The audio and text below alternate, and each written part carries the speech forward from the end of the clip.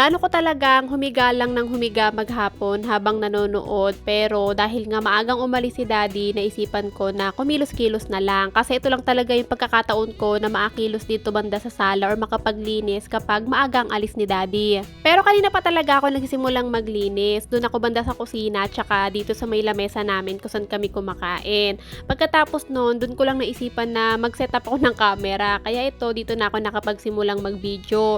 Bale, itong mga ginugupit ko mga mamis, mga pinagtabasan ko to ng anti-bed sore foam. Yung sa akin pa to, tapos yung nakita nyo na binili ko para kay daddy. So, kaysa itapon ko, naisip ko na gupit-gupitin na lang para gawing unan. Buti na lang pala, hindi ko pa tinapon yung pinagtabasan ng anti-bed sore foam ko. Kasi nga, 4 years ago na yun mga mamis, tas nakatago lang sa kwarto ni Athena. Kaya ito, napagsama ko yung pinagtabasan ng sa akin tsaka ng kay daddy. Kung sakaling marami to mga mamis, ang gagawin ko yung hotdog pillow para nga merong hotdog pillow si Athena sa kwarto. Pero pag hindi naman nagkasya, gagawin ko na lang talagang pinakaunan ni Athena. Medyo nakakapagod din pala to mga mamis, tapos medyo marami-rami pa, kaya itinigil ko na lang muna kasi baka hindi ko malinis banda doon sa may computer table kapag pinagpatuloy ko to. Masakit din pala sa kamay maggupit-gupit. Itinabi ko na nga lang muna yung mga ginupit-gupit kong foam na yon para makapagsimula ako dito banda sa may computer table.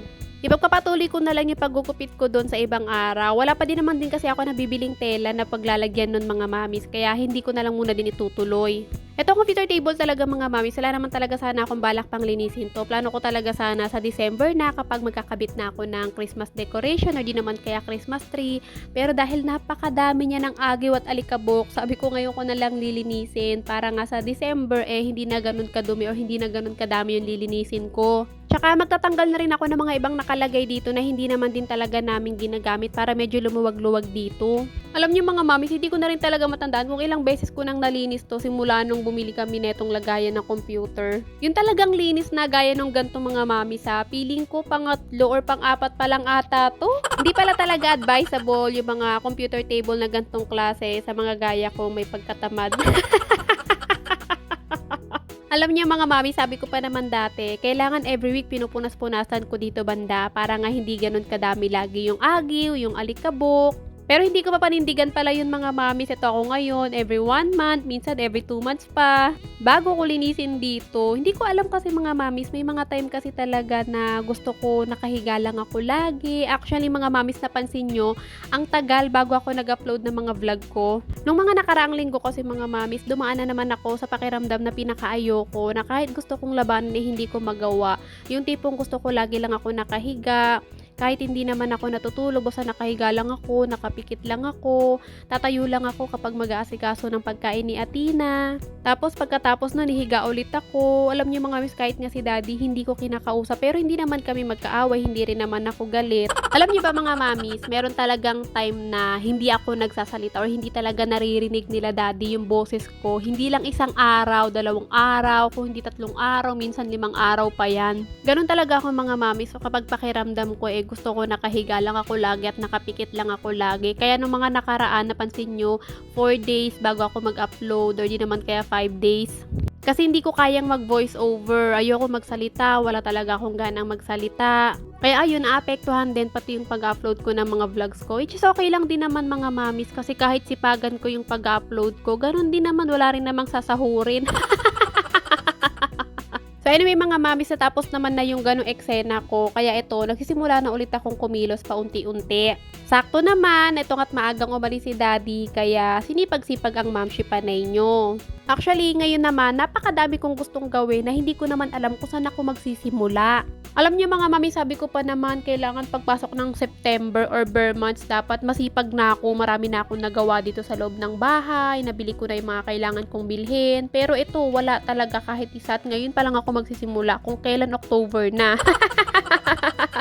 Pero ngayon, dahil nakapagsimula at nakabangon naman na ulit ako sa pagkakalubog. Taray, pagkakalubog! Kaya feeling ko tuloy-tuloy na itong mga ginagawa ko hanggang December na to.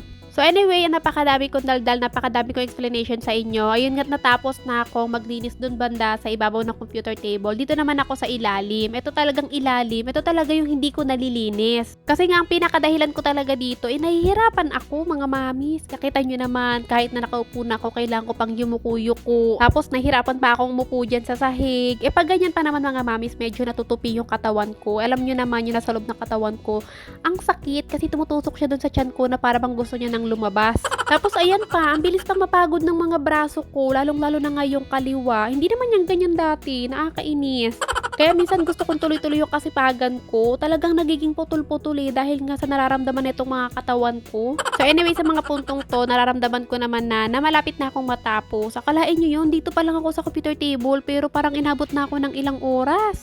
Mukha lang kasing tuloy-tuloy yung ginagawa ko dyan mga mamis, pero kapag naka-off yung camera, nagpapahinga ako, humihiga muna ako sa may sopa. Tapos pag okay na, wala na yung sakit ng tumutusok doon sa tiyan ko, okay na, tatayo na ulit ako para kumilos. Sabi ko pa naman ng mga araw na to, after ko dito sa may computer table, magsasalang na ako ng mga labahin doon sa washing para tuloy-tuloy, pero hindi ko na nagawa. Kasi dito pa lang sa computer table, naubos na yung pagod ko. Mukha lang talagang madali mga mamis, no, kung papanoorin. Pero hindi rin talaga madaling maglinis. Siguro kasalanan ko din dahil nga matagal bago ako naglilinis na itong computer table. So ayun, finally ngayon natapos na ako dun banda sa computer table at dito naman ako banda sa sofa. Sa mga susunod na araw, ang gagawin ko, i-vacuum ko naman yung mga pader, yung kisame, kasi napakadami na rin talagang agiw. So binacuum ko lang din yung mga natitira pang nakikita kong mga alikabok. Tapos kung napapansin yung mga mamis, mas umaliwalas ngayon dito banda sa may computer table, no? Nagbuwas na kasi ako ng mga gamit dyan na hindi na kailangan. Tsaka nakadagdag ganda rin itong nabili kong maliit na organizer. Kasi hindi na magulo tignan yung mga nakalagay dyan ng mga kung ano-ano. Kaya mas maganda na siyang tignan. So anyway, ganito yung umaga. Tapos paggabi, pag sarado yung pinto namin, ganito naman. O diba? Cute.